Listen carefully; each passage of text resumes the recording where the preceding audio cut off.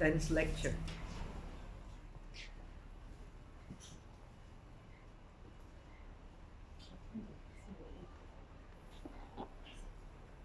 So we have already explained that rather than emphasizing the selflessness of the person, Yogacara Mahayana emphasizes the selflessness of all the phenomena. In Theravada, actually, it is also taught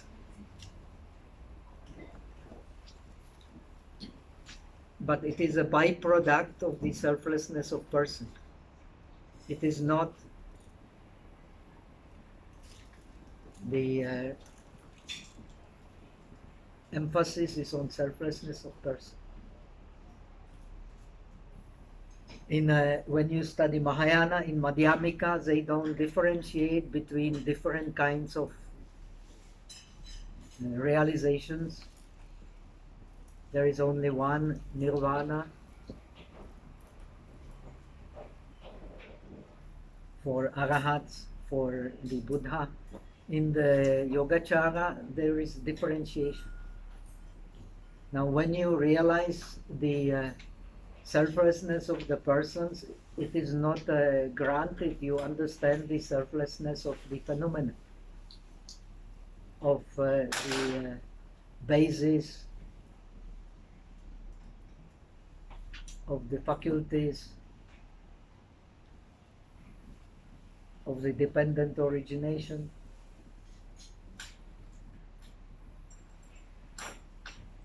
But when you understand the selflessness of the phenomena, the selflessness of the persons is already included. But the selflessness of the phenomena is not, for Yogacara, is not included fully in the selflessness of the person. In order to realize the selflessness of the phenomena, the Yogacara is here to help. So Yogacara is the help for realizing the selflessness of all the phenomena. Then you are in non-duality. And where is the duality to be found? In the differentiating mind. The differentiating mind makes the duality, believing that the object that we grasp is a real object. But in Yogacara, it is a mental picture.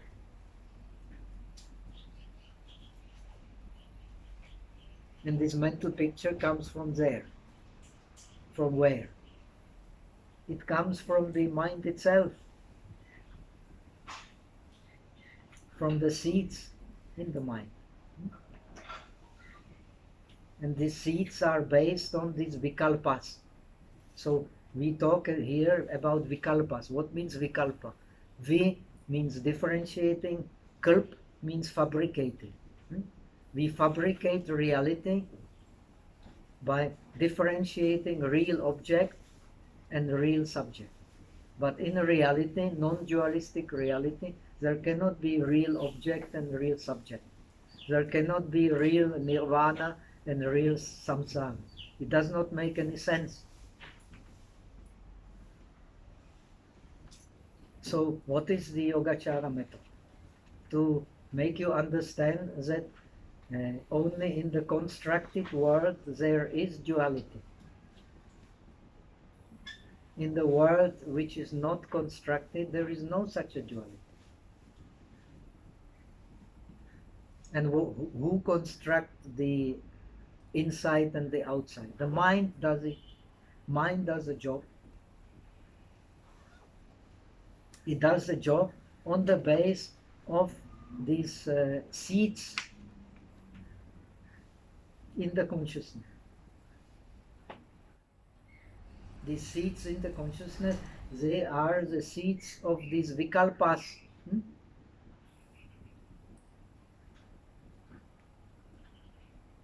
This is very important to understand. Of believing that the object that we differentiate is there, so to say, and the subject is there as something separate. But from the very beginning, in fact, in the Theravada, also the dependent origination is there. Dependent origination does not allow such a view. But still, in Theravada, the mind, mental factors, and the rupas, they are taught as the highest realities. This is Abhidharma.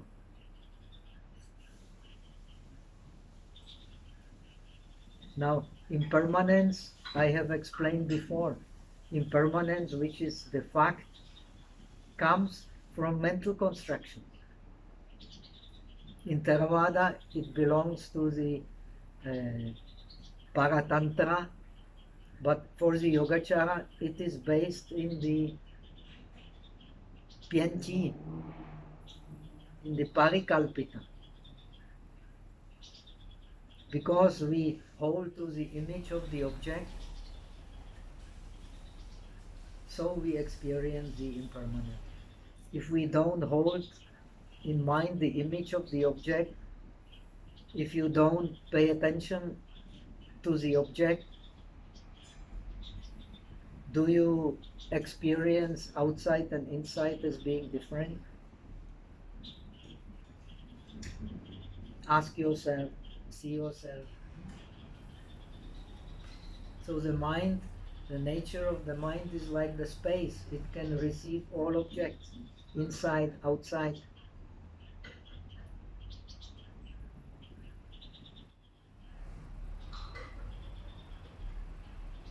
So the reality of subject and object is not real. So our world is based on the vikalpas. The vikalpa starts by understanding something exists and it has its own real nature,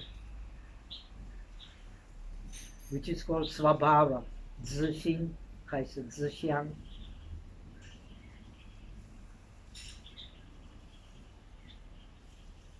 Because we believe in the zixing, therefore we believe that this impermanence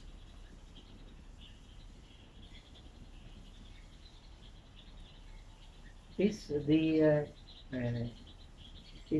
dependent of the real nature of the dependent origination. It is, but of the dependent origination already constructed by the mind, which perceives the outer object and inner object as something different. Very important to understand. Something different does not mean something, it means something separated.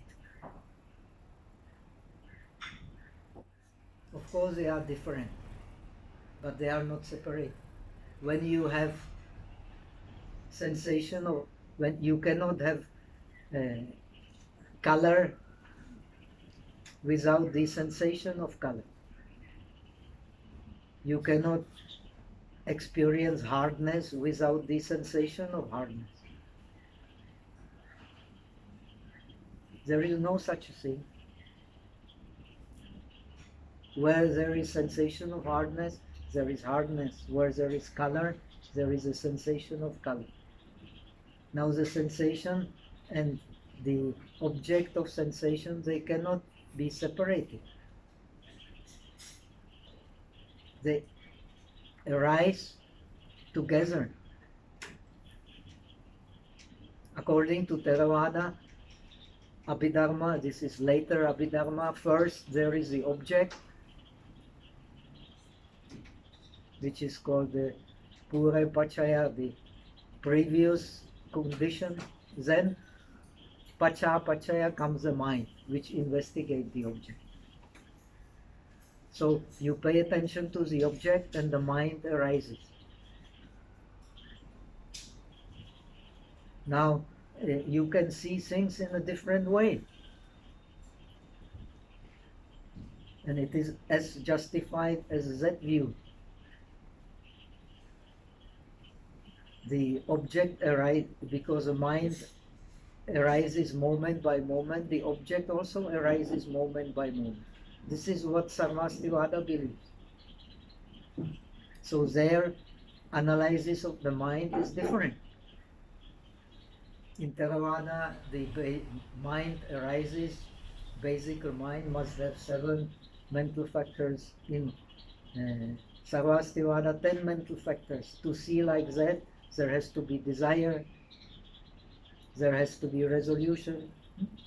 If they are there, then you will see the mind and the object arising at the same time. Why not? So we see reality according how we investigate our mind. This is Yogacara. Now when you investigate the mind, you will not see that you cannot experience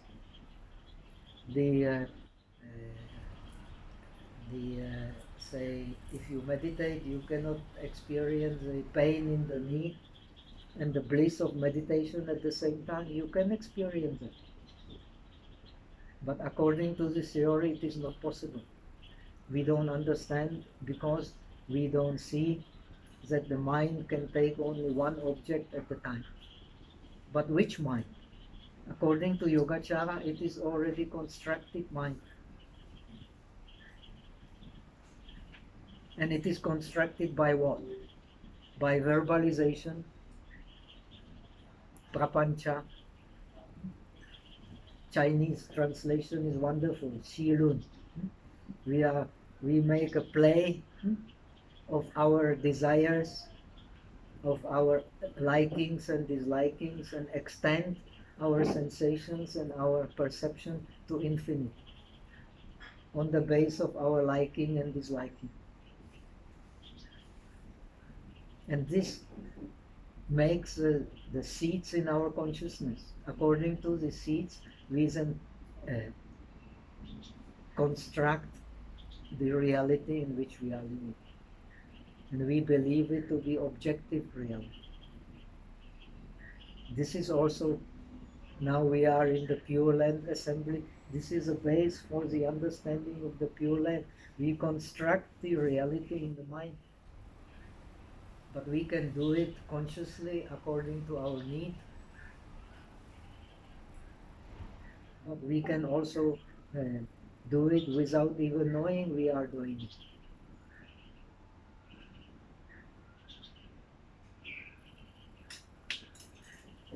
So how do we construct our reality? Because of the deep habit of believing in the self and of what the self experiences, what belongs to the self. And because we believe in the self, we also, to be real, we also believe that the things outside what the self takes as object is also real. So the Yogacara explained the first verse when you study Chenwei Shurun. Atmadharma upachara vividhaya pravartate vijnana parinamo asau. All that we actually experience is the transformation, parinama, pianhua, of the consciousness which believes in the inner and outer as something separate. And it is based on the holding, the deep tendency, anushaya, of holding the self subject as something real as opposed to the object as something real. But this holding has no equivalent in our real experience. It is the transformation of our non-dualistic consciousness into dualistic consciousness. And this transformation takes place in the mind itself. Which mind? In the bhavanga, in the alaya. What means bhavanga? What means alaya? The mind which has dwelling. The mind originally has no dwelling at all. It does not dwell. It does not dwell in the senses. It does not dwell outside the senses.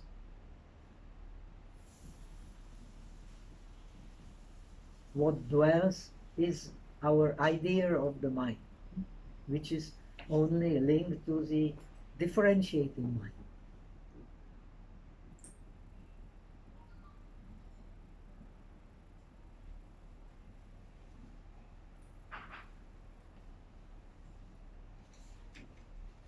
And this differentiating mind is the transformation of the non-dualistic consciousness into the dualistic consciousness. As long as we differentiate something there different from something here.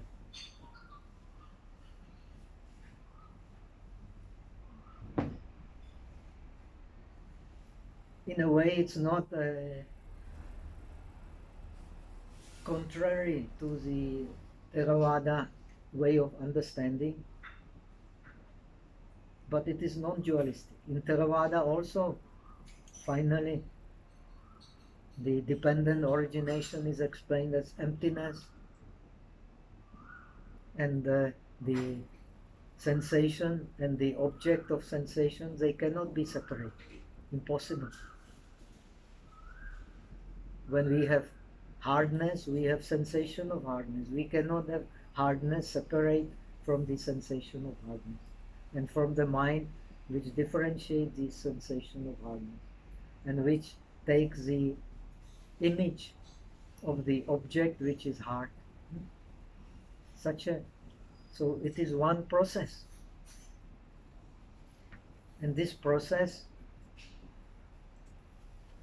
has a base in the mind. That's why Chitta Matrata, mind only. And in which mind? In which mind? The mind which is empty in its nature. What you hold as a mind is your idea of the mind, but not the mind itself. Now the mind, nowadays the science is very developed. I have done some experiment. The Hong Kong University put some electrode. Now you can see on the screen the vibration of the mind. But it does not explain anything. It only explains that mind is has to do with energy. And this energy has to do with brain. So the Samkhya idea that the mind is actually materialistic is not stupid at all. It is a very deep idea. Mind ultimately is also, without energy there is no mind. That's why in Theravada you have every mental process has to have the mental faculty to take place. The mental faculty is energy, which protects the mind, keeps the mind.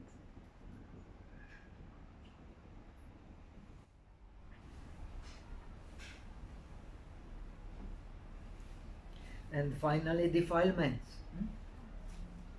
So they are responsible for our idea of the real existing object outside.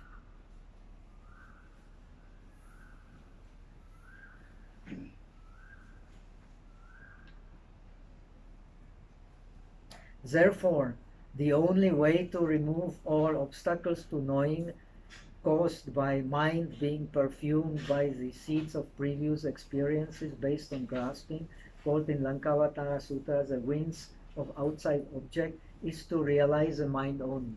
So the way to realize non-duality is to realize the mind only. This is the purpose of mind only. It is a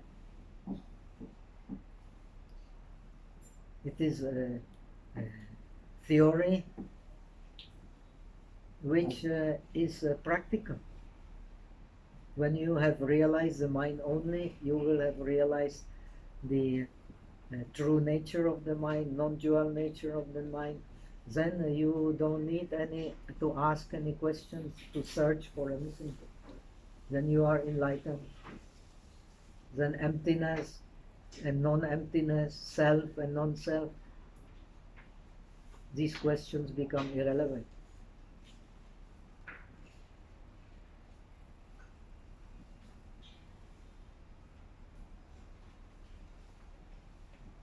This realization implies the knowledge of non-dual suchness, being the true nature of all the phenomena, no matter whether wholesome, unwholesome, or neither wholesome nor non-wholesome. Because all these differentiations, they come from the vikalpas.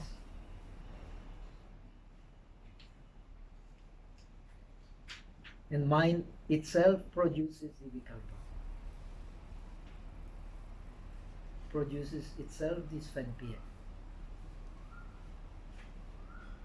You don't need any outside object for this Fanpia. When you dream, there is no outside object, but you still follow your likings and dislikings and your attachments. So all that Yogacara says is that actually what we experience in a non-dreaming condition is the same dream.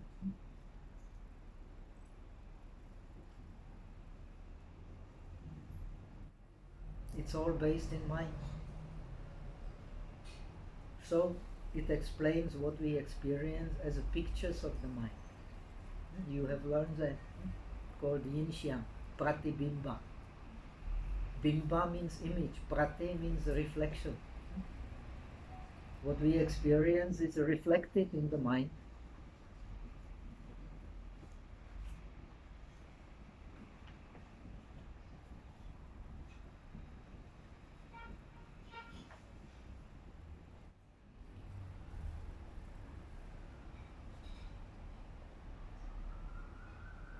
So you want to realize Ifachye, you want to realize the Dharma Dhatu. In Dharma Dhatu, in Dharma, there is equality. But we don't see this equality because of our holding to the prapancha. And that is our world. Our holding to the shirun. And this shirun is based on the self. Because self is produced by our desire. This is Buddhism. If we have no desire, what self will be there? And the desire is the root for the klesha, for the defilements. If we have desire, we have definitely also the pride, the jealousy, the miserliness, the resistance. All comes from desire. So in Buddhism, the self is the product of our desire. But it does not correspond to anything that we objectively experience.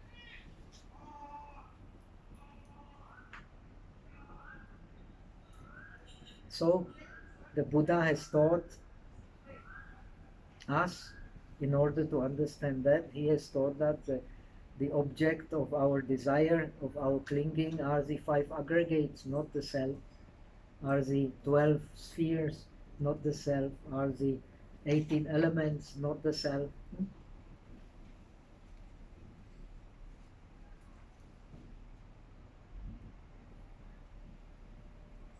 When you see them, you don't see the self.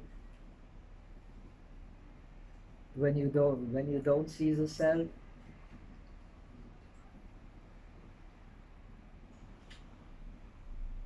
you see them, and the self isn't a non-self. So Buddha has taught in this way.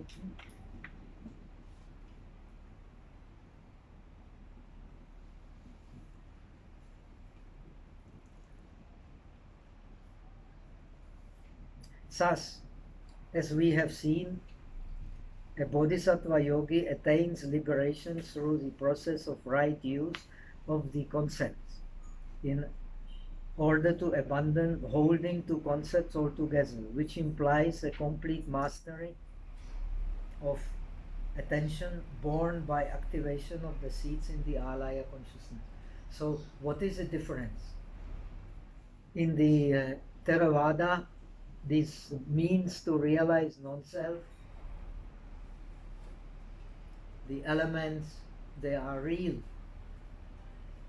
The 12 bases, they are real. The aggregates not real because they are constructed, but anyway, the basis for their construction, they are real. But according to Yogacara, they are also concepts.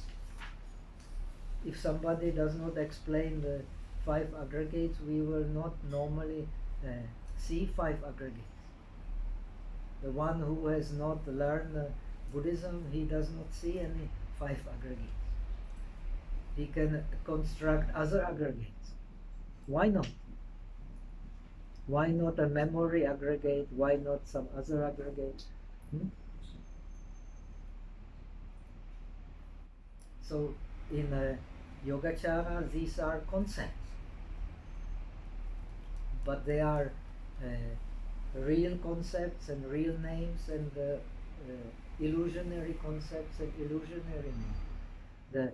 These thoughts, these elements that the Buddha has taught to deconstruct the self are the useless concepts, but for Yogacara they are only concepts. They are the objects of the differentiation. And whatever is differentiated can be only a relative reality. It cannot be the highest reality, because the reality is one. Even in Theravada you have the same idea. Reality is ultimately one.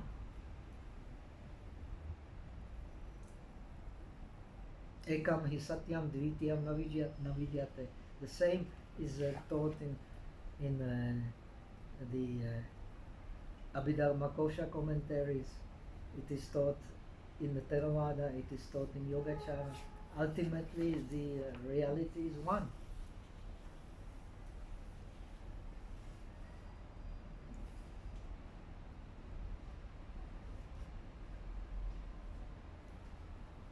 The dividing reality is only skillful means to understand reality.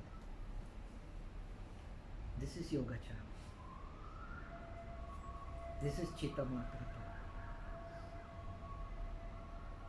They are useful concepts, but they are still concepts.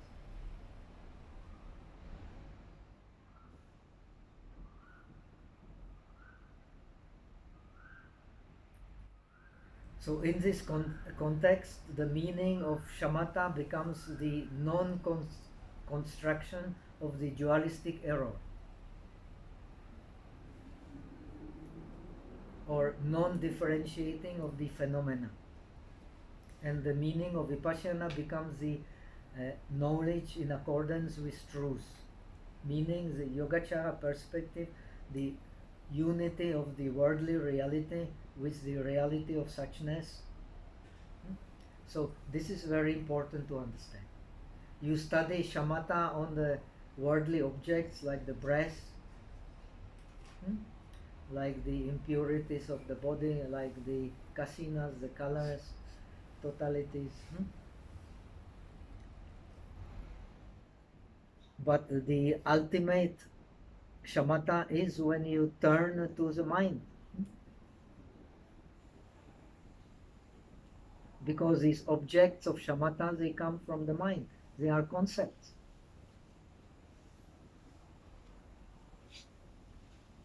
Actually, when you practice meditation, you can see that there are concepts in the bhavanga itself.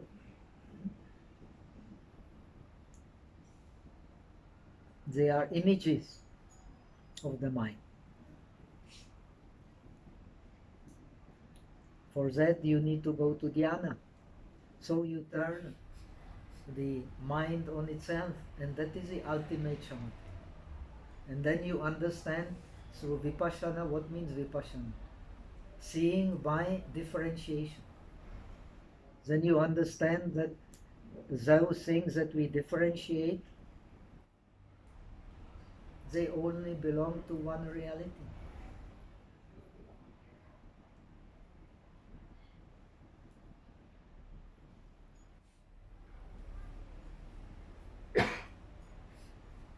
And they are suchness. So what is the practice of the bodhisattva? To differentiate between the vastu, the real base, and the name.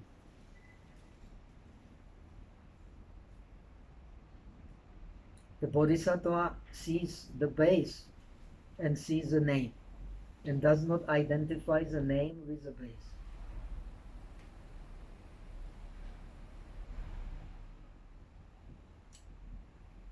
But this base actually is a picture.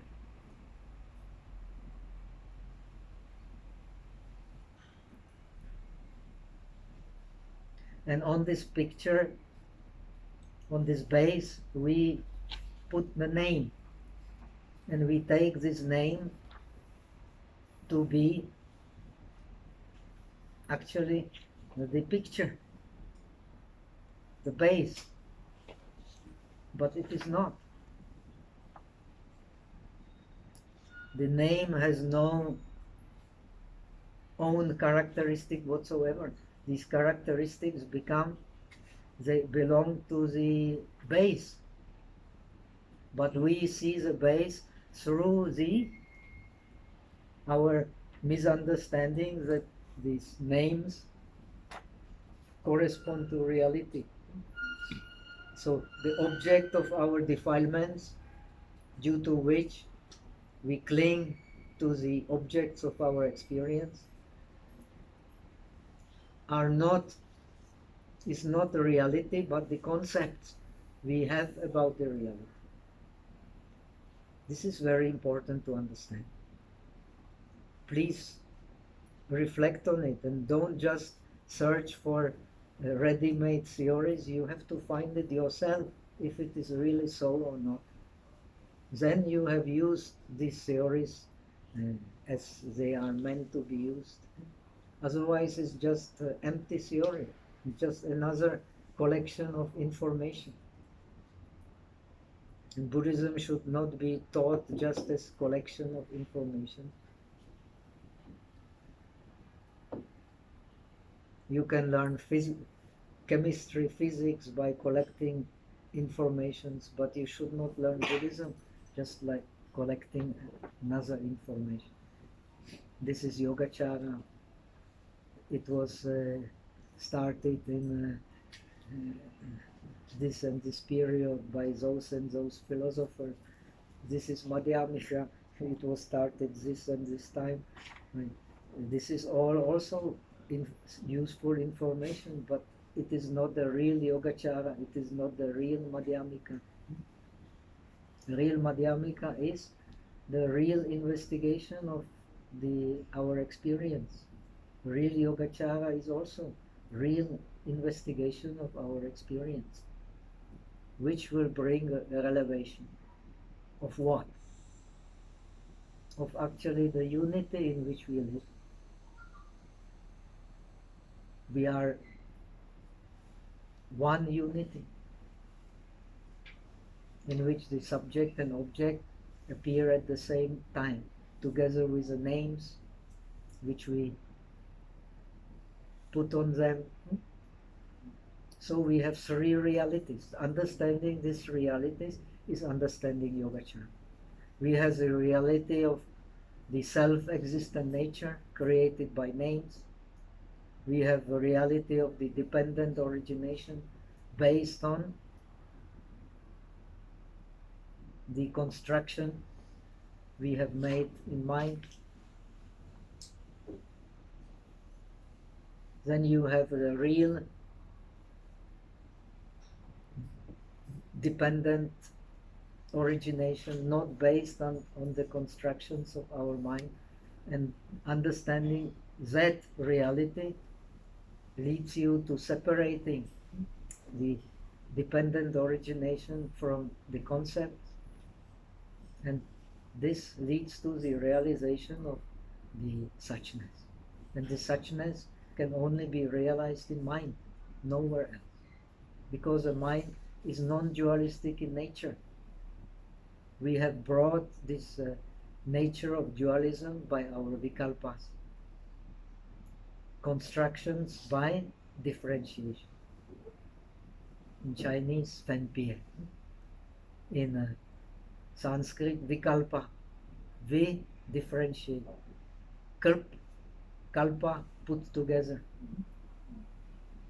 Fabricate, construct. Our mind is the greatest magician that there is.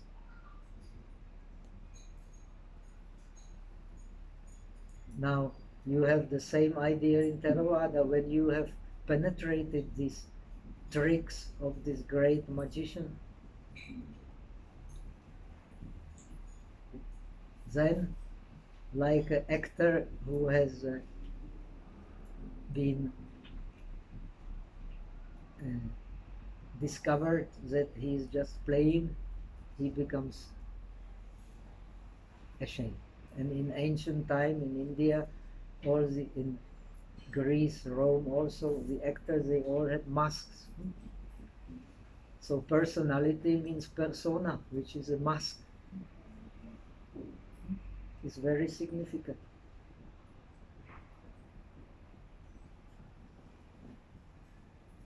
Our personality is our own construction.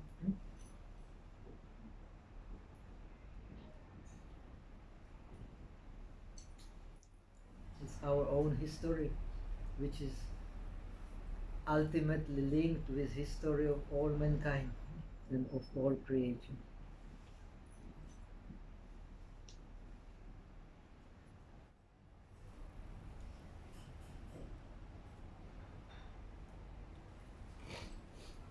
But history is a construction.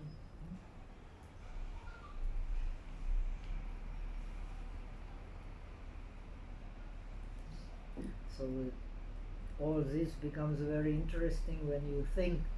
If you don't think, it is not interesting at all, just learning. So in the Bodhisattva path, the emphasis shifts from the realization of selflessness of persons to the realization of selflessness of phenomena. So when you realize the selflessness of phenomena, then only you will understand that the duality is the construction. If you deconstruct a person, it is not evident that duality is only a construction. That's why other systems like Theravada, Sarvastivada, they believe that the objects there really exist. So how to make a non-dual approach, which is very useful. Not to see the objects as being something separate from the subject. Subject is not real, object is also not real. So you are in non-dualism.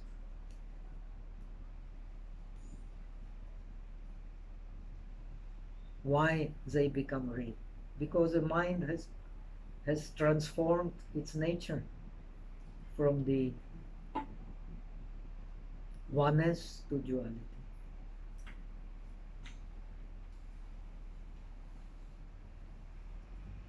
From the suchness to duality. The mind is suchness. Why it is suchness? You can put anything into that. Wholesome minds, unwholesome minds, neutral minds. Anything you can put into that. You can put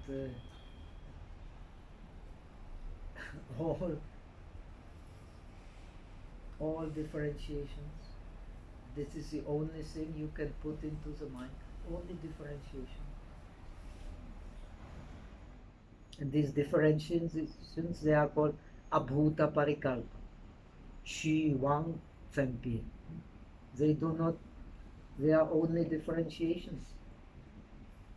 And they are only differentiations. Why we have continuity in these differentiations? The Yogacara answers very quickly. Because we hold to these images, and because we have grossness, we have defilements, and we hold these images as being something real. But these images can be deconstructed and reconstructed.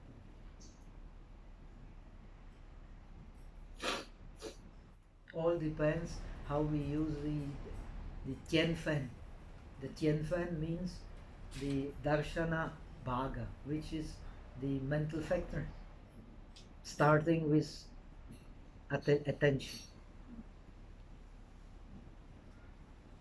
Attention makes the object in the mind, and how we perceive this object depends on how we use the mind, how we perceive the mind.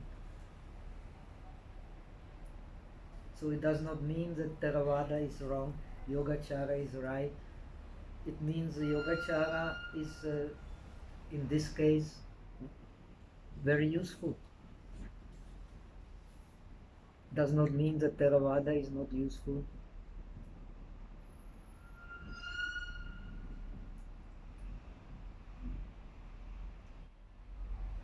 Thus the mind is only considered to be the royal path to the realization of all three kinds of Buddhist liberations. So according to Yogacara, the liberation of the Arahats, liberation of the Buddhas for themselves, Pratyeka Buddhas, liberation of the Supreme Buddha,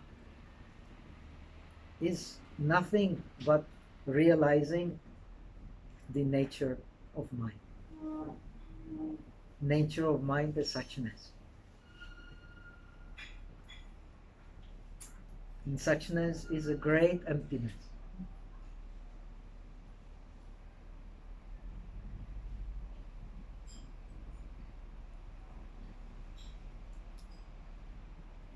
In which you can put, suchness has the relative side and it has the side of the ultimate reality. Both exist side by side. The ultimate reality, you realize,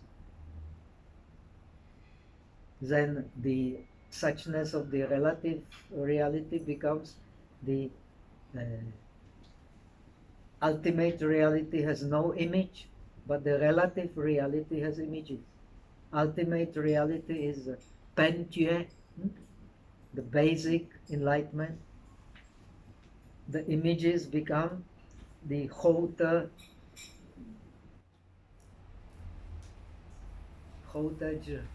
the knowledge after enlightenment, after realization. But the ultimate reality has no images, but in the reality after realization, the reality becomes just images. This is Yogacara. Please don't be mistaken. Now you don't see it, that the reality you conceive is only mental images. You don't see it, but you are led how to see it by the Yogacara Buddhist approach. So this is a great mistake to think that you can understand the Yogacara just by normal logical thinking. You have to penetrate these images in meditation.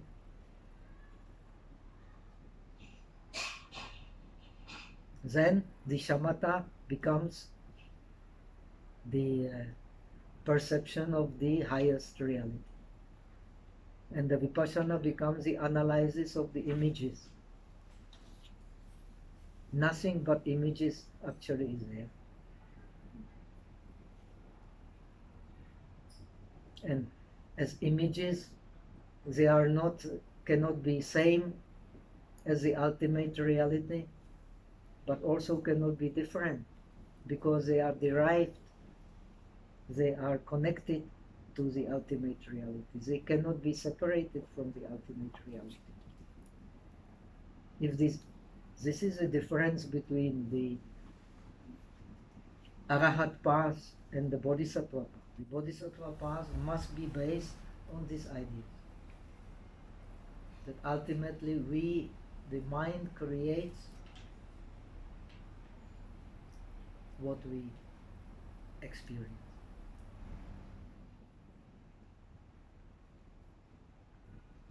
And mind can work without contact to the outside reality.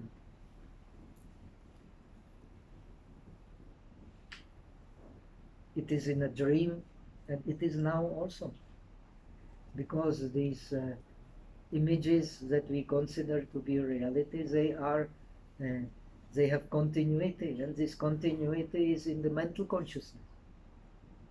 And this mental consciousness is the transformation of the consciousness based on the manas.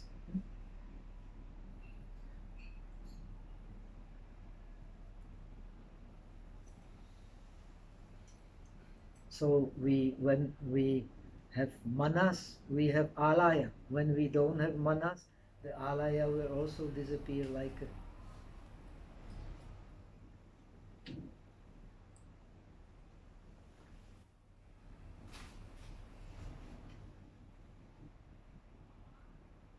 and we have manas because we have the firm belief in the reality of the phenomena and reality of the self which perceive the phenomena as something real.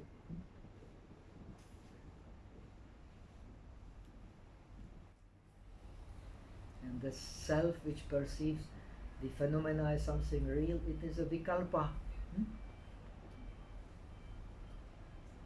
It is a fenpie.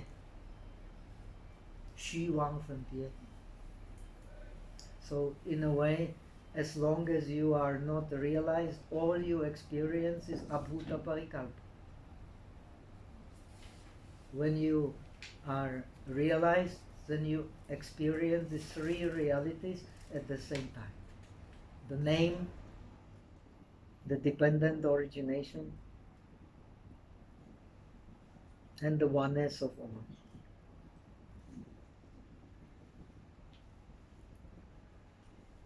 It does not mean that you have no names. The Buddha has also name, is using our language, but as opposed to us, he has no attention, he has no clinging to any of the concepts we are using. But we have the clinging to the concepts we are using. That's why we are being Jungsen.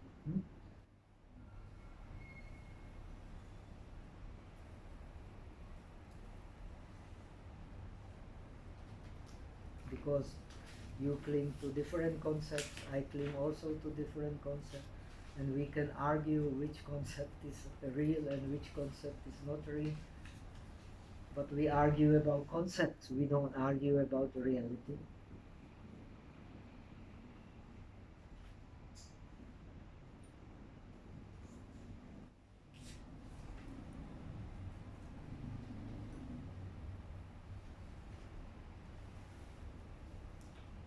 the alaya consciousness becomes the source of both. It can be so because the true nature of mind is said to be without mental impressions. We have explained all that. The Yogacara teaches that besides suchness, nothing exists. This is non-duality. The gate to non-duality is suchness. And where can you find suchness? In the mind only. If you take objects outside as real, you will never find suchness there. It is the mind itself which makes the objects outside real. What mind? The differentiating mind.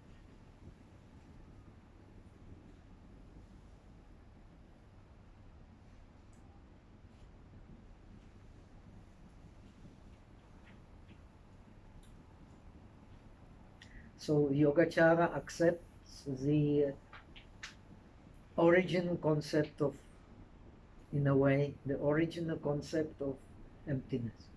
If you have emptiness, you must have something which is a base for emptiness, which is to be empty. And that which is to be emptied is a mind. This is the original concept of emptiness.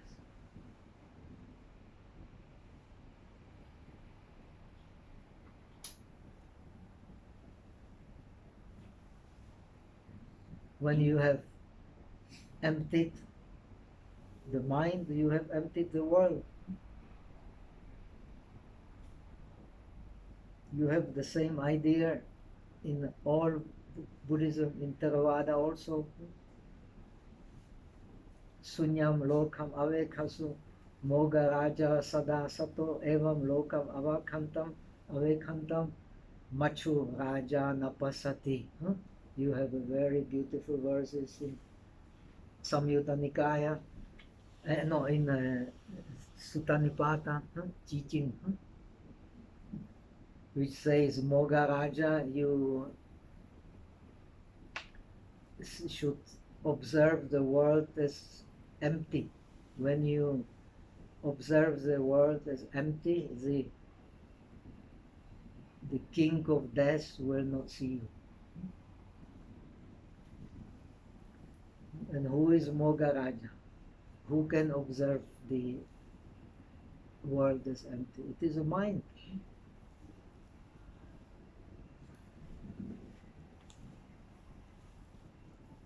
How can it observe the world as empty? By emptying oneself from clinging to these differentiations by which we differentiate the world. We still need to differentiate the world to exist, but we don't need to cling to our differentiation. If you cling to them, they become abhuta parikalpi. We don't cling to reality, but we cling to names. But because we don't see that the names arise only together with the pictures to which they refer, therefore we take the names as real, and we are deluded about the nature of the pictures, which are constructions.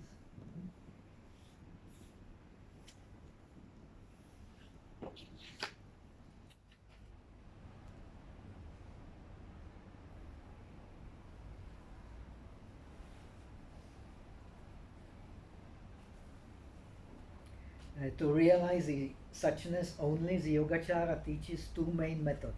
Understanding that the phenomena that can be grasped are just names, sentences, syllables, and concepts of separate and common characteristics of reality. Since the true reality is unthinkable. Therefore, after his enlightenment, the Buddha is said to have not uttered even a single word. Why? Because there is no reality in the words.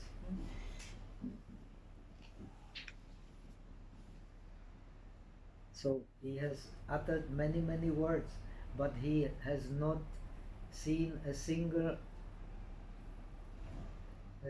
atom of existence in these words. But we take them to be something real.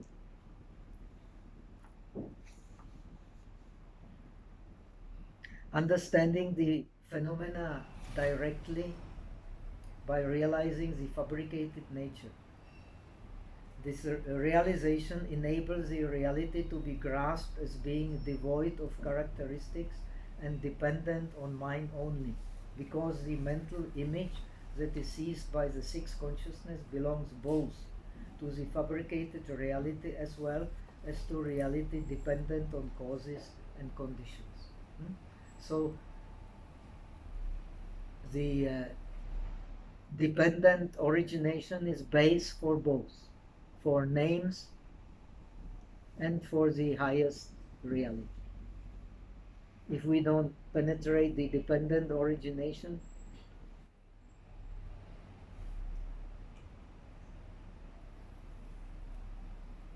we will always identify dependent origination with our concept.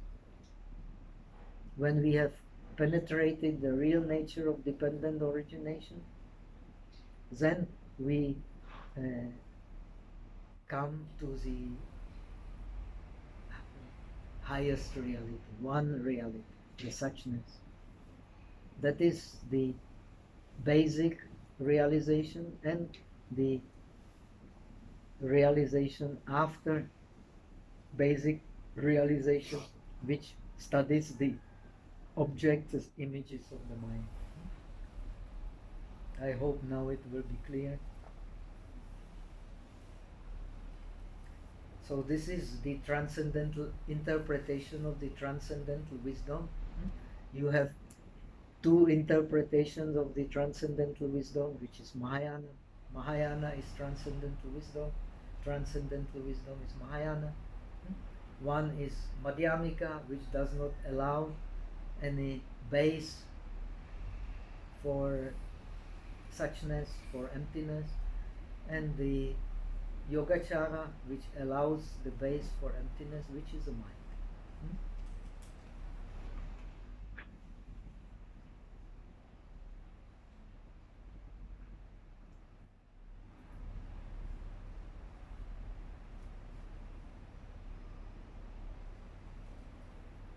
So the practice of the Bodhisattva based on the transcendental wisdom is compared to crossing an ocean of samsara in a dream. Why? Because what we see are mental images, like in a dream. By realizing that the reality experienced through grasping or differentiating is not arisen apart from the conditioning of one's own mind, thus the true knowledge arises when there is no material, no mental image to hold in the mind. Then the fabricated reality, the reality of dependent origination, and the true reality without fabrication can be experienced at the same time. So you completely not identify reality with the names we use to differentiate the reality. This is Yogacara.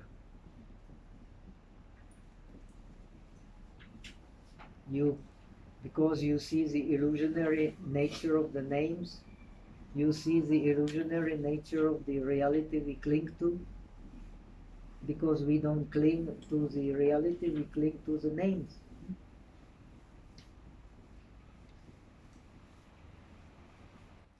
Because we cling to the names, we see the self-existent nature in that which is erosion in dependence. But that self-existent nature has never arisen.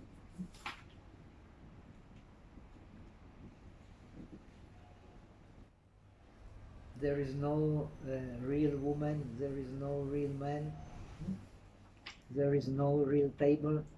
They are just images. But it does not mean that we don't eat dinner on the table. On the contrary, it means we eat dinner on the table without clinging to the table. It does not mean that we see a woman or a man, but we don't cling to the woman and the man we see.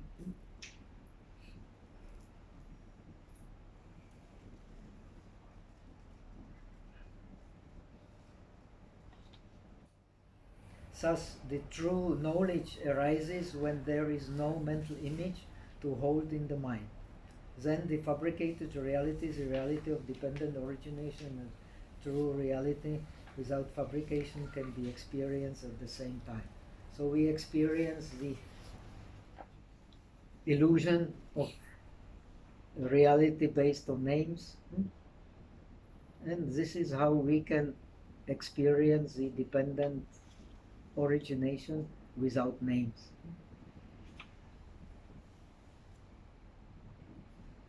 Having gone through this experience, a yogi is predestined for a supreme non-dualistic realization.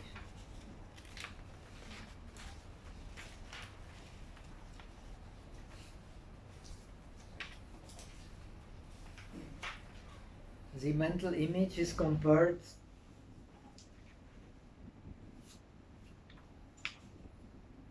to, not at, a magnet represented by attention, conceptualization, and other mental factors, and the true mind represented by self-witnessing aspect, to an iron being drawn to the objects. So this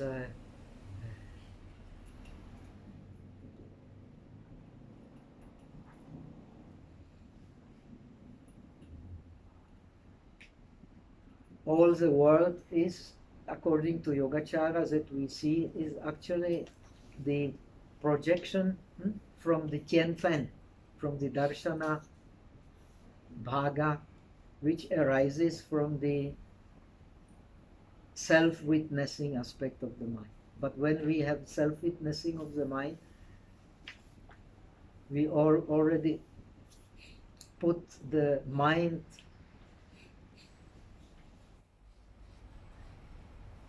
into the process.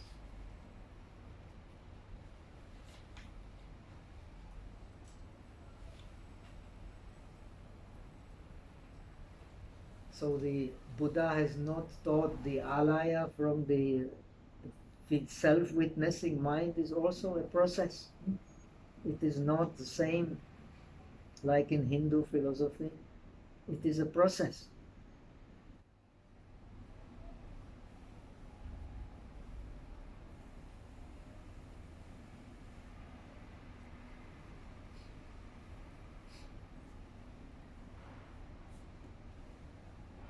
And in this process arise our reality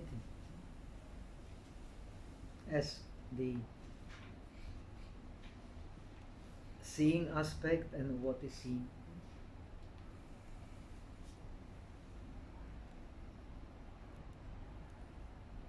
According to the Yogacara, a bodhisattva has attention to the differentiation of unlimited phenomena as object of practice, which he can achieve by contemplating both the established and non-established truths by means of practicing non-attainment and great compassion and skillful means. So the bodhisattva does not learn only the wisdom which brings us to nirvana, he learns also the worldly wisdom. They are the 5 so-called sciences that he has to learn. The inner science, which makes the realization possible. Then he has to learn languages also. He has to learn the medicine, the cause and effect according to medicine. Because the wholesome is healthy and unwholesome is unhealthy. He has to learn the logic, and he has to learn also something about the art, about the shilpa, about the art building, and how to make pictures. All this is useful for the bodhisattva, but it is not useful just for inner science.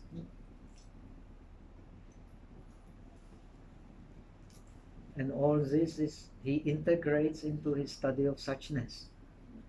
So he's not interested what is good, what is bad. He should see according to suchness.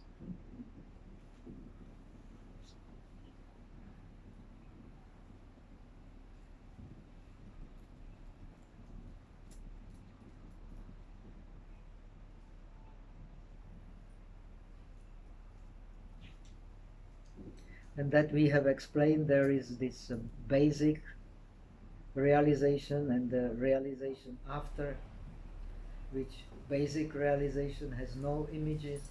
The realization after is based on the analysis of the images in the framework of suchness. We have explained all that. So these are also only explanations, don't they? Are, according to Yogacara, there are two kinds of disciples. Those who are only interested to go to Nirvana, and those who have given rise to the thought of the bodhicitta, or those who are open for the non-dualistic view. And when you are open to the non-dualistic views, and you are also open to the idea of the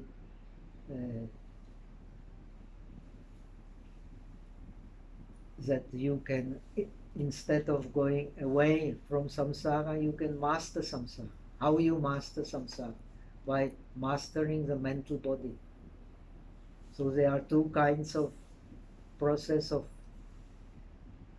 rebirth. One is based on understanding the getting disenchanted from impermanence, get the viraga, detachment from all that is impermanent, and finally turn to the by contemplation the impermanence as suffering, and suffering being the nature of the world, nature of holding.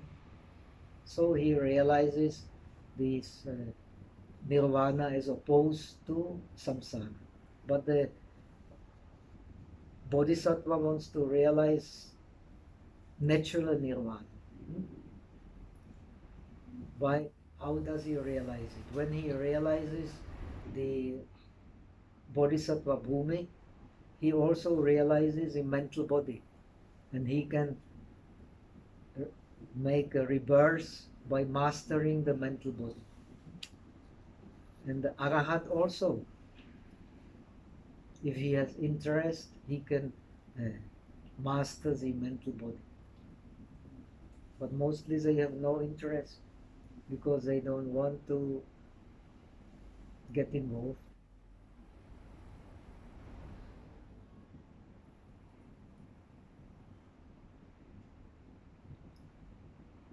So ultimate ideal is, like the Buddha, to be born consciously.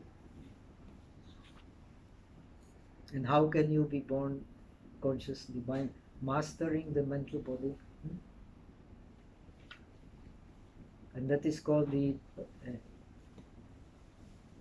body of transformation, the mental body of transformation.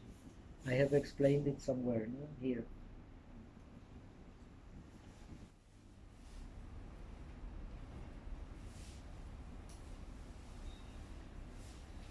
So the realization of the disciple is based on Yenli, on the Nibbida, disenchantment. The realization of the bodhisattva is based also on disenchantment, but not on turning away. Why not turning away? Because his aim is to realize the mental body and to master the process of rebirth. For that purpose, the Yogacara literature differentiates two kinds of samsara. The so-called limited samsara, Fentuan Shense, a limited existence based on the bondage of karma due to the defilements, and the Pusai Pian Yi Shense. This is based on the mental body. Yi Shen.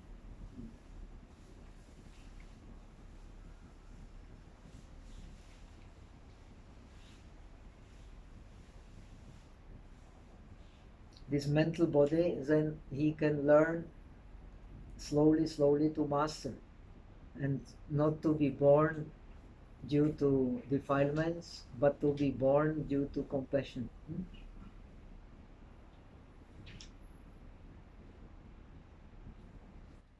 So the ideal of the Bodhisattva path is to stay in samsara, but not to suffer because of his wisdom.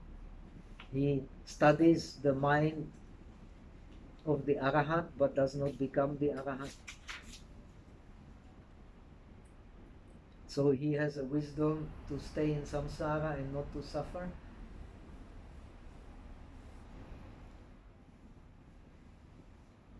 And he stays in samsara. He does not suffer due to his wisdom, and he stays in samsara due to his great compassion. So I have taught here in Jinhui the love, compassion, joy, equanimity of the Bodhisattva has no object.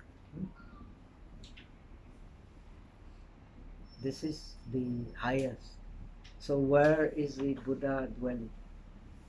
Love, compassion, joy, equanimity without object. This is a non-dualistic enlightenment.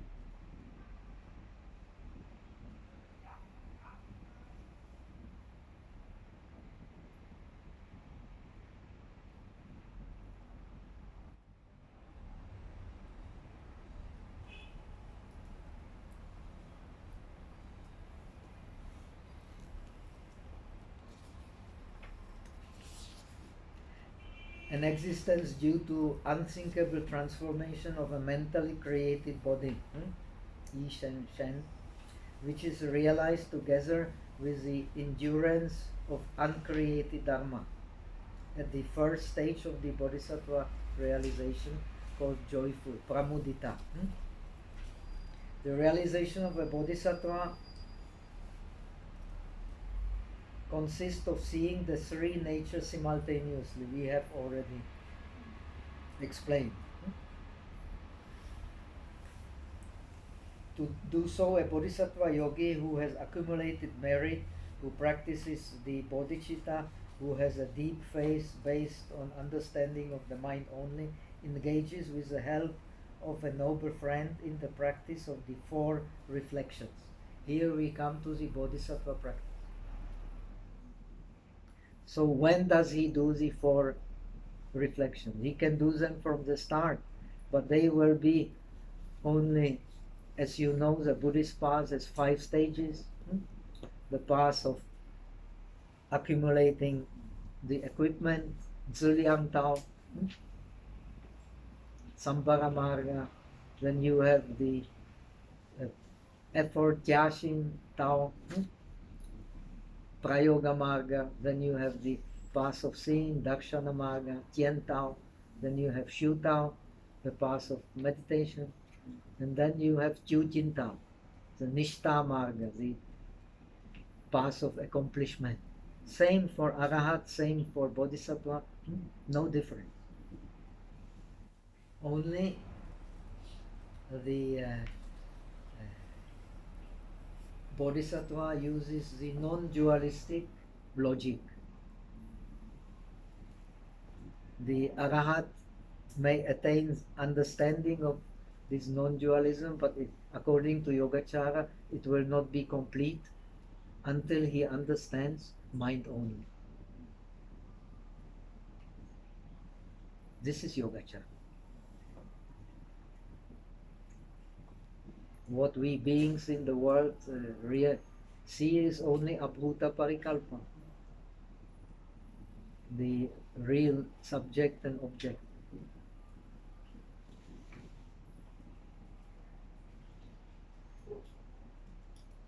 Shiwang Fempi. Our world is Shiwang Fempi. If you see outside this as anything as a real, you are not a non-dualist. So if you see, there is a saying in the Zen tradition, if you see anything as little as the wing of a mosquito,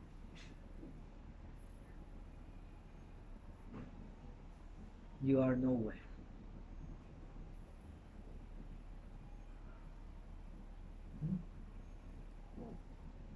You don't see the mind only. The same you will find in Cheng Wei Shirun. Whenever any object you see outside as real, you cannot realize the mind only. And not realizing the mind only, you cannot realize non-dualism.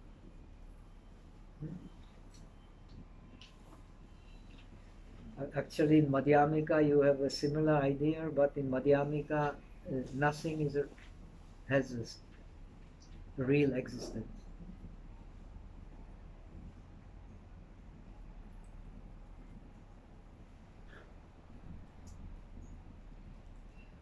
So how does he meditate? How does he investigate?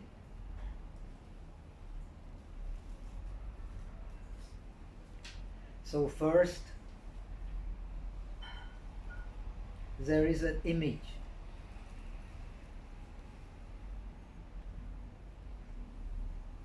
That image exists in conventional reality only. In the highest reality, there are no images. And it exists as a product of the activity of the mind. There has to be Tianfen, then there is Xiangfen. If there is no Tianfen, there is no Xiangfen. And the activity of the mind is the Vikalpa. And Vikalpa is the mind based on mental factors in the three spheres of existence. This is all we know as something we can hold.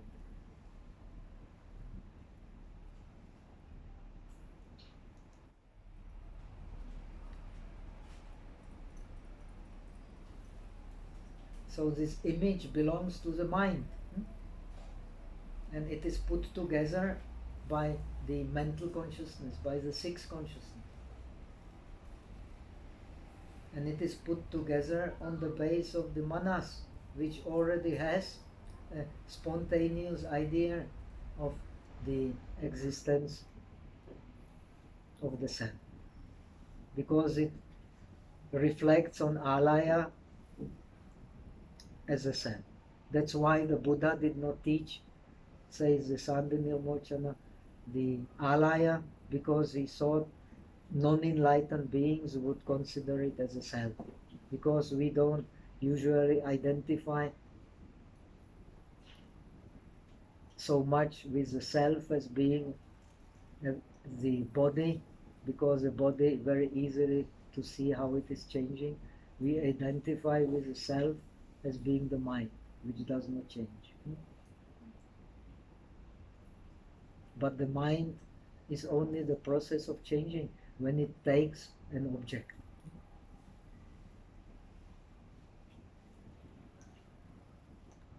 And the process of change only starts when we take the object.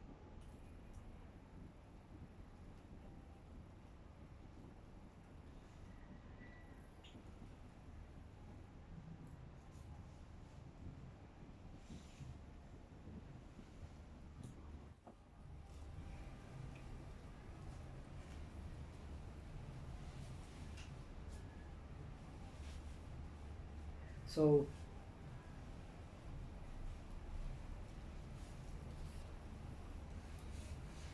images, when we have images, we put them together by names. We name them. This is a table. This is made of, this is such and such table, made of such and such wood. This is a table I like, this is a table I don't like, this is a table I want, this is a table I don't want. The chain of connected images will come. From one image come other images. But the difference between an enlightened person and non-enlightened person, he sees that this chain of images comes from the names and concepts.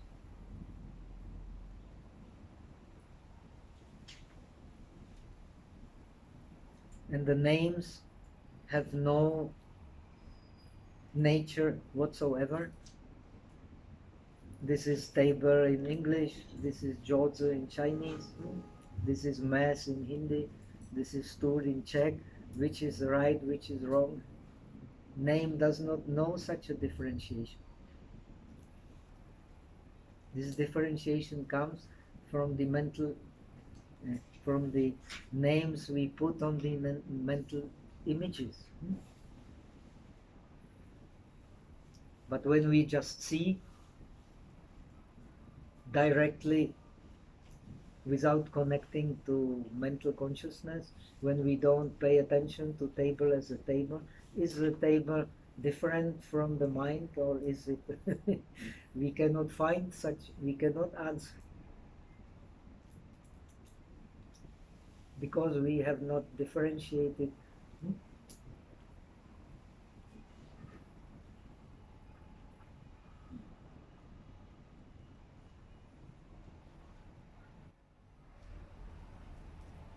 So when we put the name on a thing, we enter into the delusion of a self-existent object, which is there, apart from the mind. When you don't put the name, can you find that object as something different from the mind that sees the object? This is a question. Please answer it for yourself.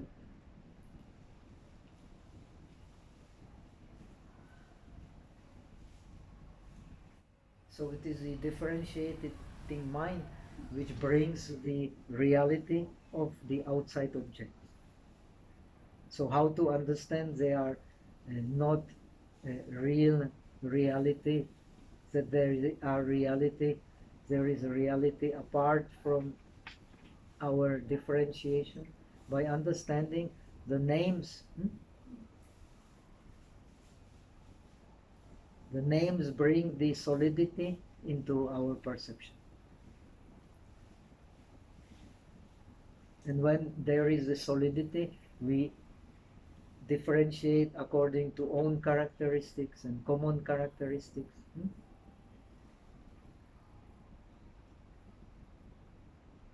So these names, they are called samaropa, zeng-yi, which means literally superimposition.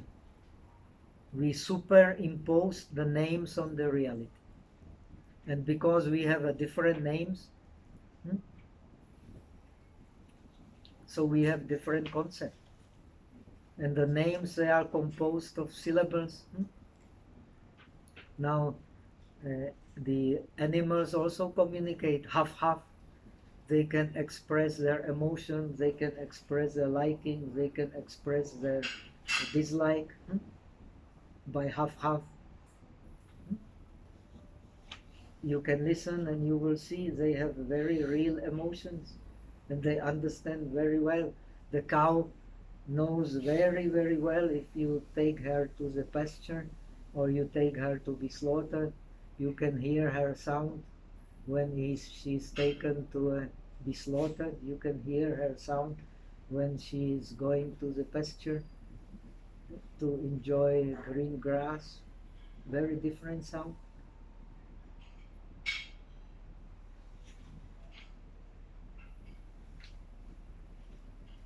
But what is actually the sound? It is the rubbing of the earth element in the throat, which is created by karma, by the wind element, which is created by the mind. So that is how we create sound and we create names. And due to these names, we communicate our experience of reality, which comes to us in images, on which we put the names, be it the coherent names or be it the syllables, half half, meow meow, woof woof. But these express real sensations. They are not less real for them than our sensations. Actually, their sensations in many cases are much more subtle than ours. The dog can smell from great distance what we can't smell.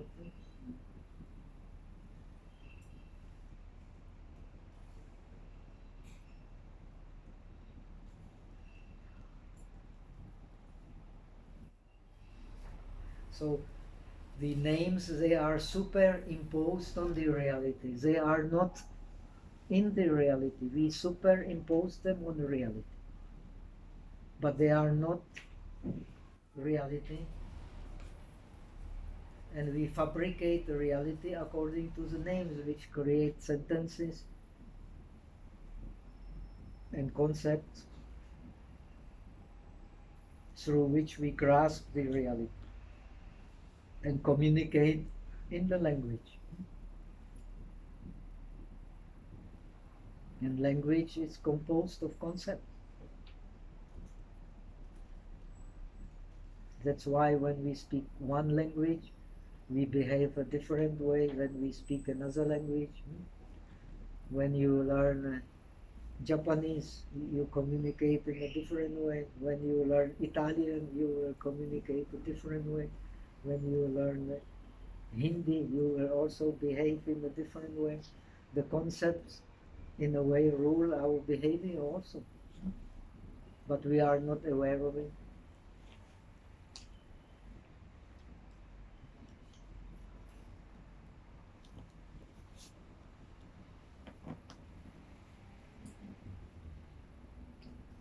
The superimposition leads to grasping at the concepts, which is the cause of suffering. You cannot grasp the reality.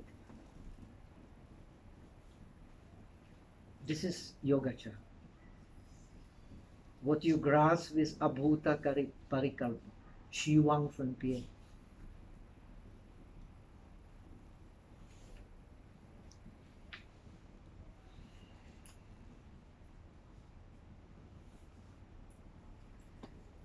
So this is how we come to samudaya satcha. It is explained as a superimposition on the reality which is deprived of all that. The reality has no clinging. The clinging has comes from mind. This is also explained in Theravada same, but in a different way. Here you have the non-dualistic explanation.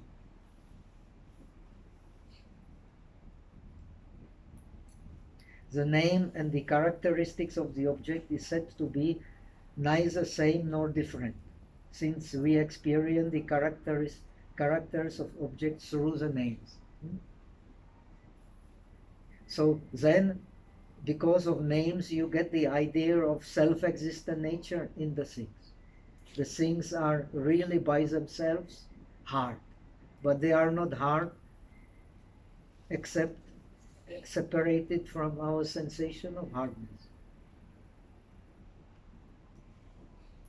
And they may be hard for us. This table is hard for me because my hand is softer, but for wood warm, this wood is soft. He can dwell into it.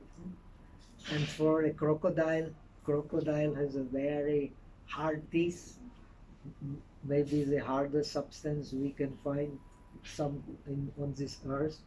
He can goes through this table like through a cushion. So it's so you cannot have a sensation separate from the data.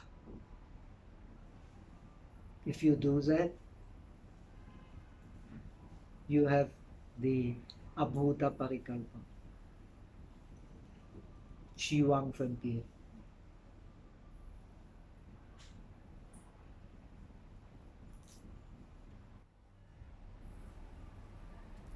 The self-existent nature, Svalakshana, Svabhava, the grasping at things is due to bringing the concept of self-existence into the experience of a relative reality. We unconsciously always do it. That's why we cling. Namely, the self-existence of objects, of names, and of the defiled phenomena, of non-defiled phenomena, neither defiled nor non-defiled phenomena. These are the of different self-existence of a different categories in the Abhidharma, by which Abhidharma explains the nature of our experience.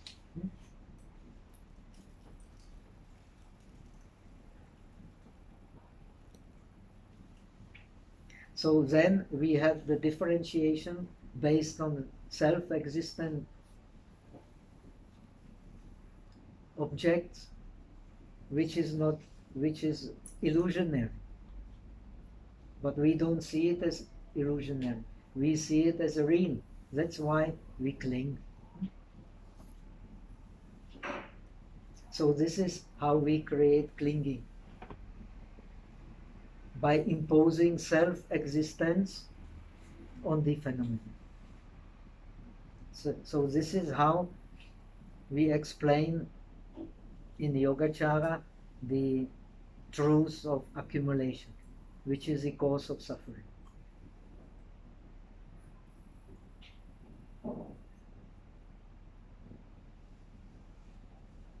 This is why we are bound.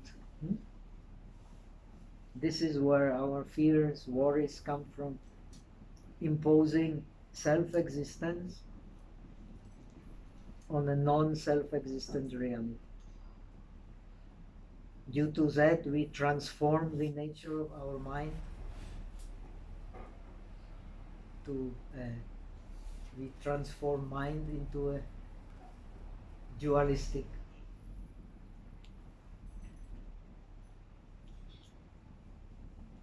But this transformation of mind into dualism happens in the mind itself. There is no object before the mind. And there will never be.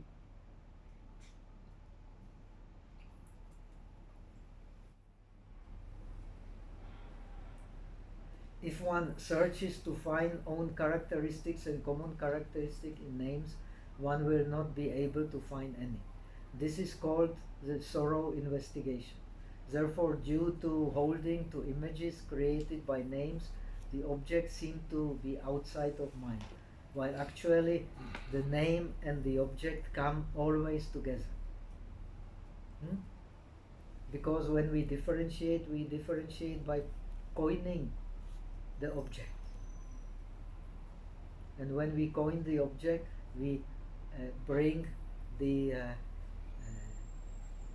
kind of the solid nature into it, which is not there. Even in Theravada, it is explained that the object disappears in the same moment as they appear. Yatha yatha, yata yata upajati tata tata nirujati. It is explained in Theravada also. Wherever the object appears in the same place, it disappears. But the mental consciousness brings the continuity into this process.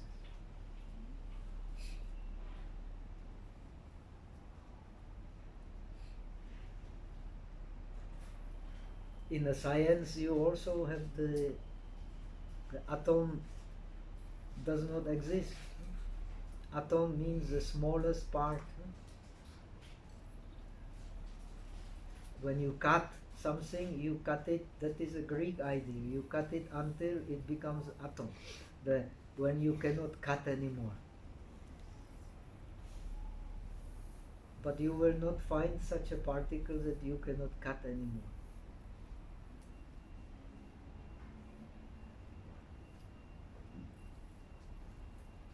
Cannot find.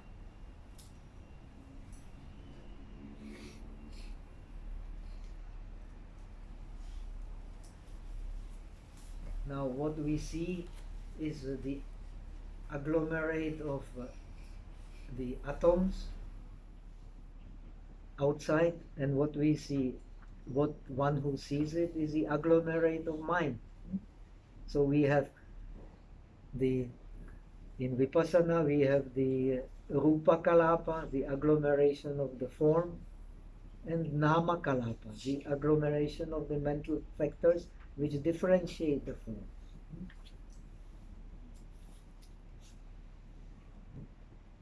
So all we perceive is just agglomeration.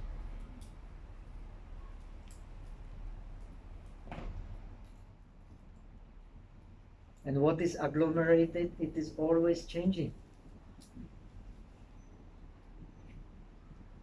Never stops changing.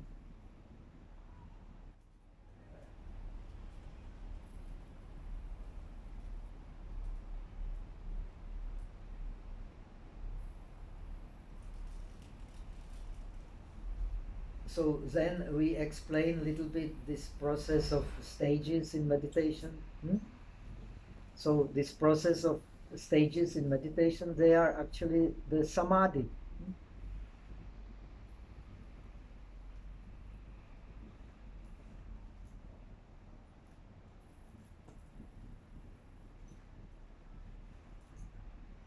So this, how do you enter the path of Prayoga Marga, the Tyashin Tao? You enter the Tyashin Tao by understanding impermanence. But here, to the understanding of impermanence, you use this idea of images, names, self-existent nature. So impermanence, what we experience, actually belong to the images.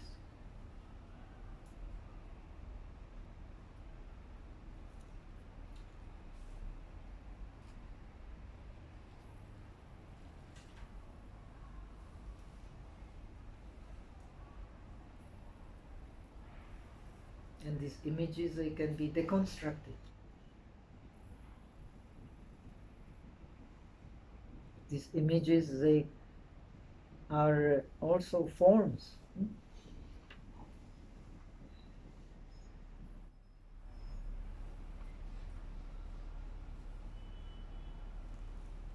And these forms, they come from mind itself.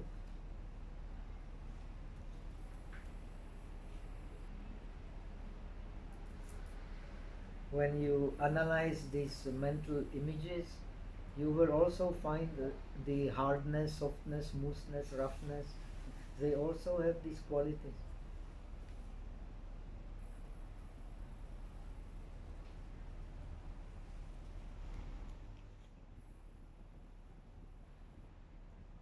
But you need a samadhi to see that. Otherwise you won't experience it. So this, now because of the limitation in time, let us see the 5 aspects how to get the realization. So besides, there are 5 bases for penetrating the true meaning of the mind only. They are the mental image or characteristic of the object, nimitta. It is explained as of being of 2 kinds. The direct object, what we experience directly This is the Shui Er.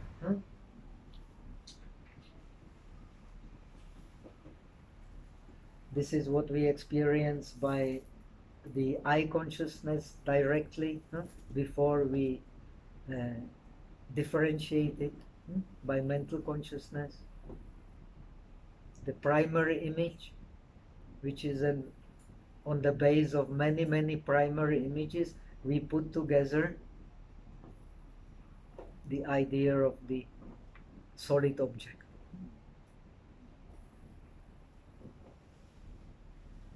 So, like in a cinema, you have a film, you have many images which are cut, but then the mental consciousness put these images together and uses the concepts to do so.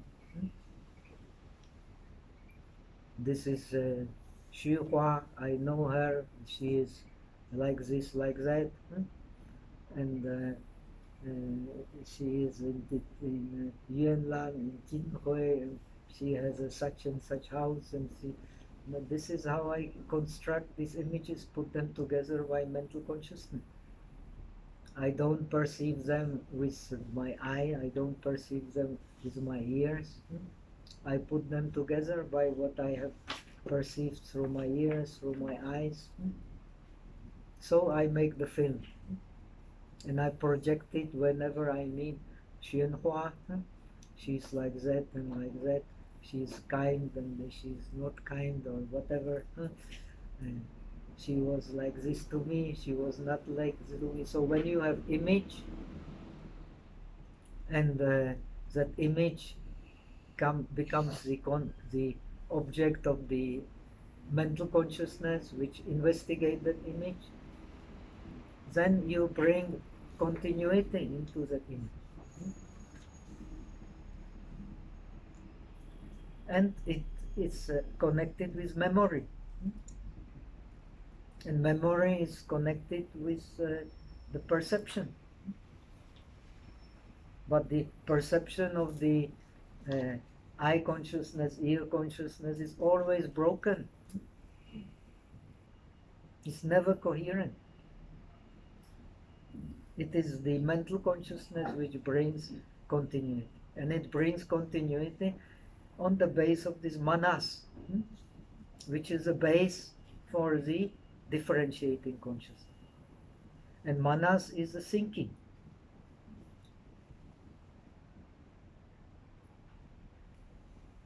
Organ of thinking.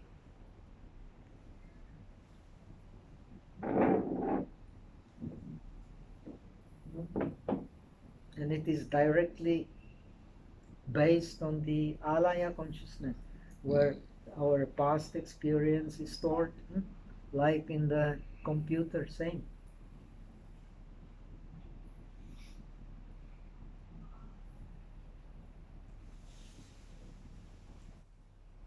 So besides there are 5 bases, this is very important.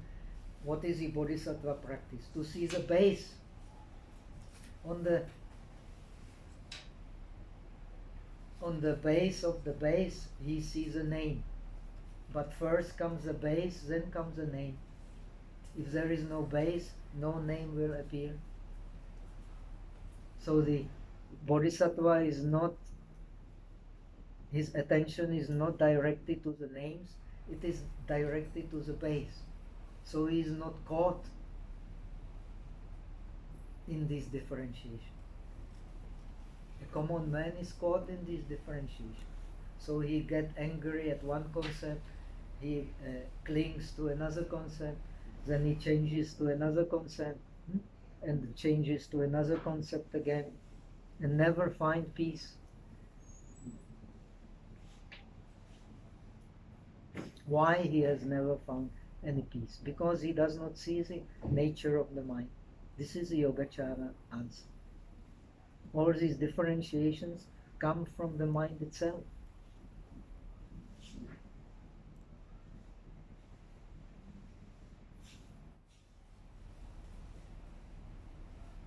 So the basis for the world that we experience and on which we cling,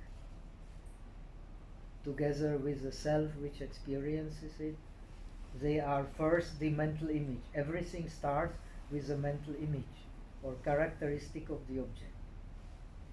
And either it comes directly through the eye consciousness, ear consciousness, bodily consciousness, direct touch, or it comes through the that is the 5 sensual consciousnesses, which come directly through from the alaya and the 5 consciousnesses, sensual consciousnesses. They have the direct object, and the mental consciousness has already a transmitted object. The transmitted through what? Through the reflected image.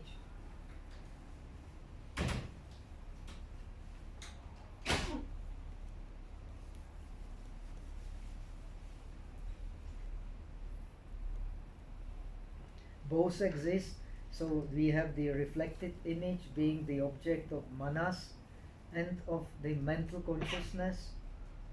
Both exist in the conventional reality only and are the base for creation of concepts. So first comes this image. But this image comes spontaneously, but the mental consciousness gives then the continuity to this image. Then there comes the name. Through the name we get then this idea of this solidity. The name, they are the truths of suffering because they give rise to the concepts to which the beings cling.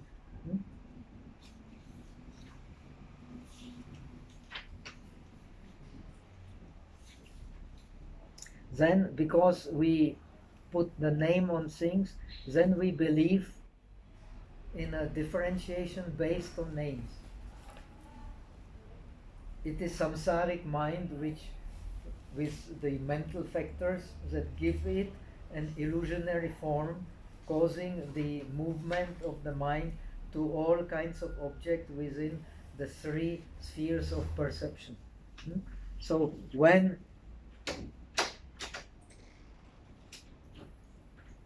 you grasp the object, your mind goes to the object. If you don't grasp the object, where does the mind go? So you grasp the object, which is the image of the object, and you grasp it by means of the mental factors. You have to pay attention to the object.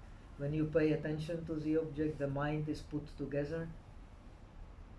Normally, the mind is everywhere. But when you pay attention, you put it together on a certain place. Please understand.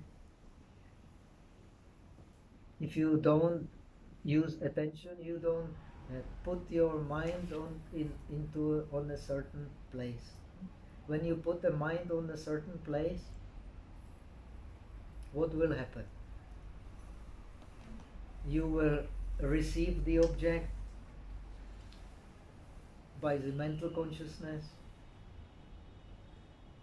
by the perception, which is basically perception of the symbol, of the picture. And when you receive and perceive, then the mind will go to it, the will that brings the mind to the object.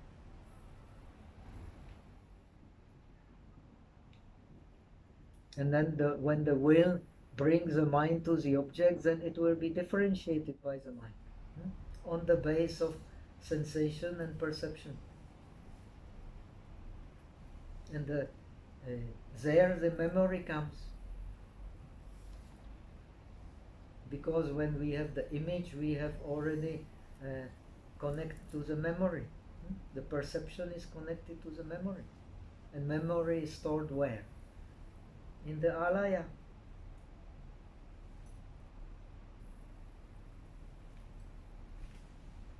So we already switch on the recorder.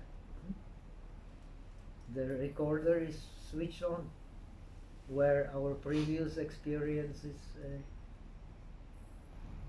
stored. Previous experience based on what? On the vikalpa. Which vikalpa? Shivang Fempien, Abhuta Parikalpa. Because we have experienced that object as something different from the mind.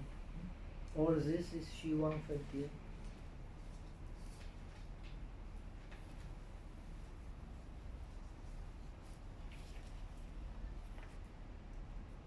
So when there is a movement to the object as being something outside there, that is Shivang Fempien.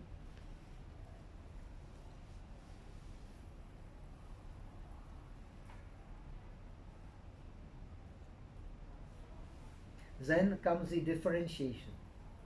Shivang Fempien. It is the samsaric mind with the mental factors. If they are not these mental factors, they will never occur, the samsaric mind. The mental factors, they are the content of the samsaric mind. So they are the content of wholesome, unwholesome.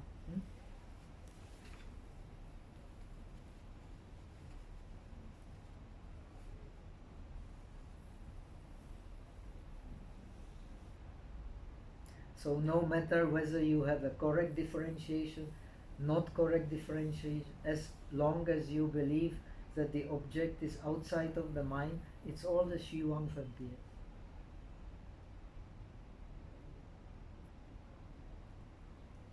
Why? Because you have, when you differentiate it as something outside of the mind, you have already coined it and applied the memory to it.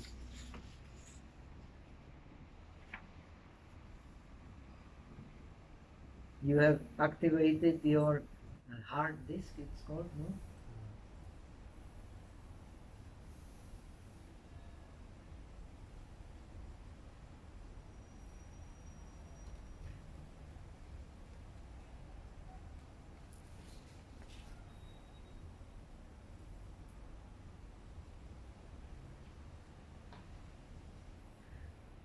So when you see all this, then you can get understanding of suchness.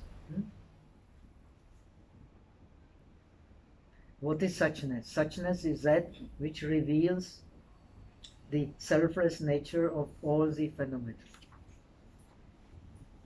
All the phenomena become one in suchness. Good phenomena, bad phenomena. But it does not mean that they are the same. They are neither same nor different, but they are same as far as they are suchness.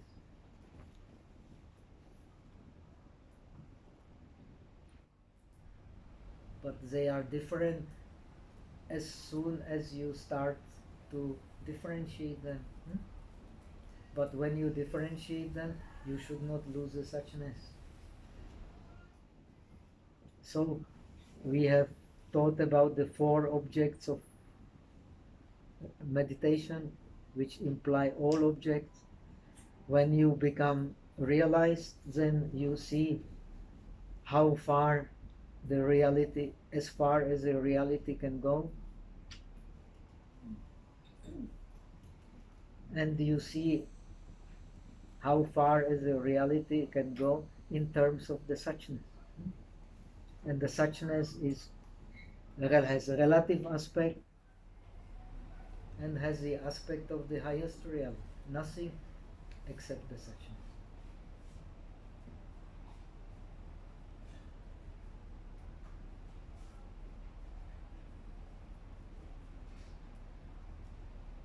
So when you understand suchness, you get into the awareness, non-dualistic awareness here. So suchness is non-dualistic, awareness is non-dualistic. But the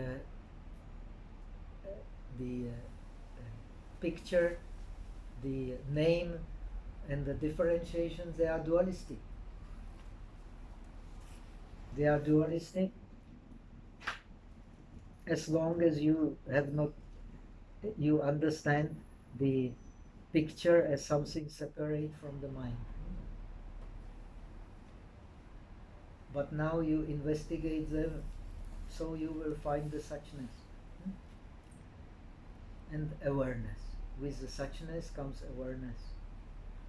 So what is the reality? The reality is the reality of the three levels of reality. They are not separate. They exist in one suchness. When we have reality, we put a name on it. But this name on it is not reality.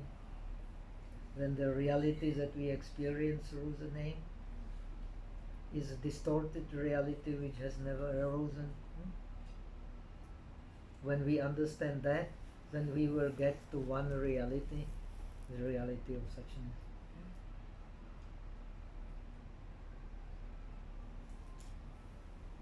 But these realities, they are not separate. They exist together. And how you understand them together? By understanding them in terms of emptiness. Emptiness of characteristics. This is a skillful means. It does not mean that it exists. Emptiness of characteristic, emptiness of real arising, and the emptiness of defilement.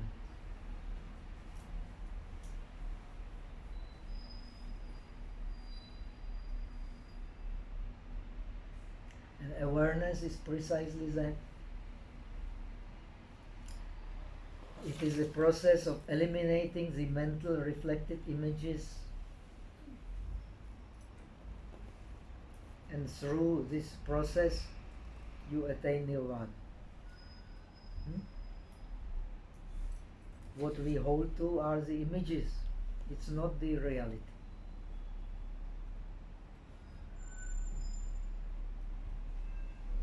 It is done by the process of understanding the mental images first, and then finally going beyond their bondage by a samadhi based on non-differentiating knowledge. It is said to be of two kinds.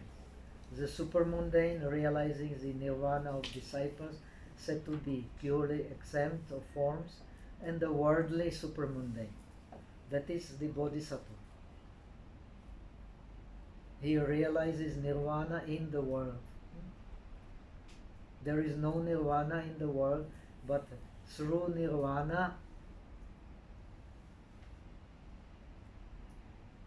he sees the world. It is the nirvana of the world.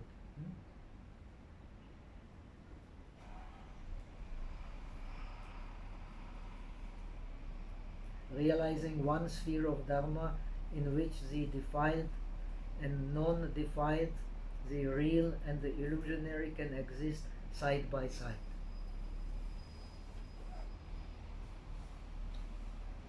So what is the practice of Bodhisattva? To see the real and the illusionary side by side. That's why he can do Zhongsen. If he does not see the illusionary side by side with the real, how can he do the Zhongsen? How can he save the beings? Because the beings are all caught in delusion. But the Bodhisattva is a being of enlightened, of awareness. That is the meaning of Bodhisattva. Awareness of what? Of the illusionary nature of the self in any form, in things and in beings. If you see it, you are a bodhisattva, a real bodhisattva. Otherwise, you are just a bodhisattva by intention. But it is also bodhisattva.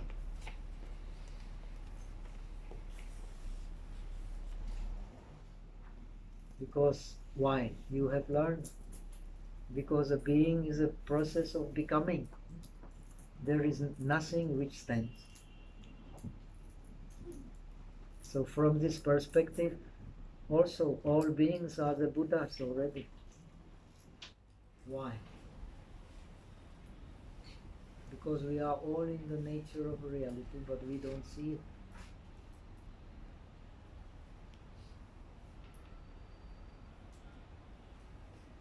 If there was the not nature of reality, the one sphere of the world, then we would not be able to put everything into consciousness. Good, bad.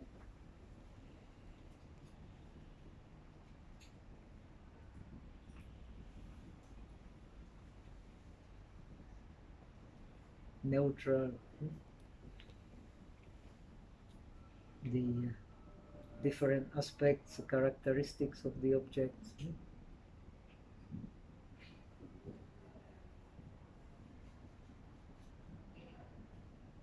The form with all the differentiations of forms, all the differentiations of mind. Everything plays in the consciousness. But the consciousness itself has no place.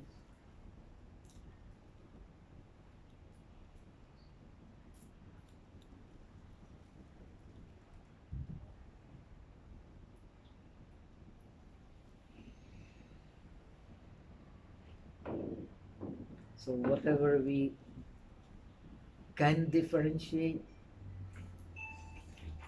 that can only be a relative reality. Cannot be the highest reality. This is non-dualistic approach. Differentiation is very important. Thinking is very important. But it can lead to Buddhahood only when we understand the non-dual nature of the mind. Otherwise, it will not lead to the omniscience. And the Buddha is the omniscience. And omniscience belongs to the mind. Okay, we have already surpassed our time. So I hope you are all getting some idea what is Buddhism and what is to be done, how to live a more conscious life, more happy life, and we will meet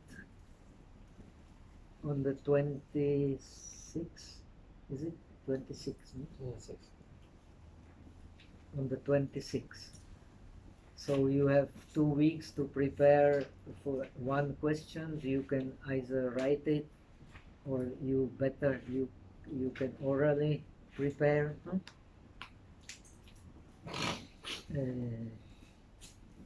Then one question I will also ask you, maybe from any of the what you have learned in this course, and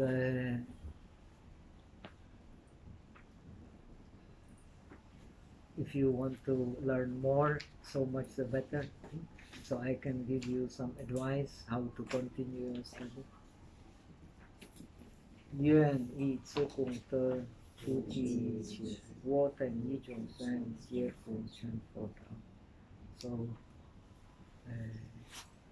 our lecture is over. Time is also over. So let us go home and reflect with awareness. 阿弥陀佛。